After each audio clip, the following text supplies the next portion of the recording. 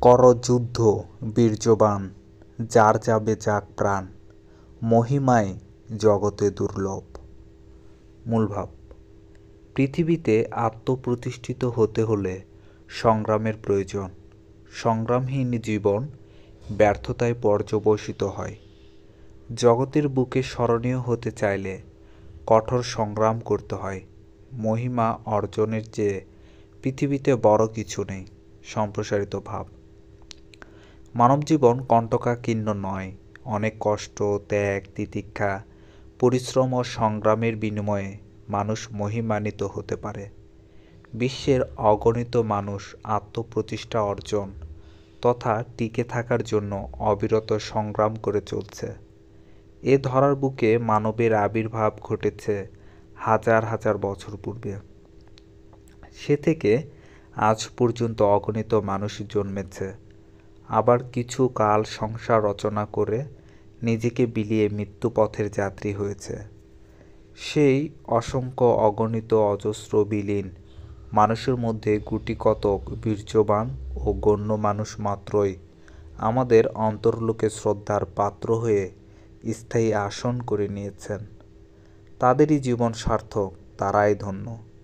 বীর্যবান ও গণ্য মানুষেরা তাদের সঠিক লক্ষ্যে পৌঁছার জন্য সর্বদাই ছিলেন তৎপর।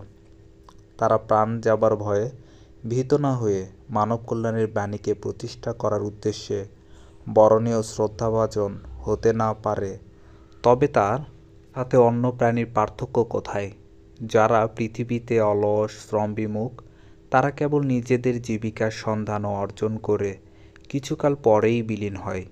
আমাদের জীবন নশ্বর, কিন্তু মহৎ কর্মের দ্বারা এই নশ্বর জীবনকে অবিনশ্বর ও অমর করে তোলা যায়। মহৎ মানবের দেহের মৃত্যু আছে বটে, কিন্তু তার আত্মার মৃত্যু নেই, মহত্বের মৃত্যু নেই। তারা যুগ যুগ ধরে মানুষের অন্তর্লোকে সম্মানিত হয়ে অমরত্ব প্রাপ্ত হন। জন্ম মৃত্যু, যাওয়া আসা মানুষের জীবনের এক চিরন্তন লীলা। শ্রদ্ধাভাজন বীর্যবান মানুষেরা এ সত্যকে স্বীকার করে নিয়ে মানব জীবনকে মহত্বের আদর্শে সমৃদ্ধ করার জন্য শান্তিহীন যুদ্ধ করে গেছেন।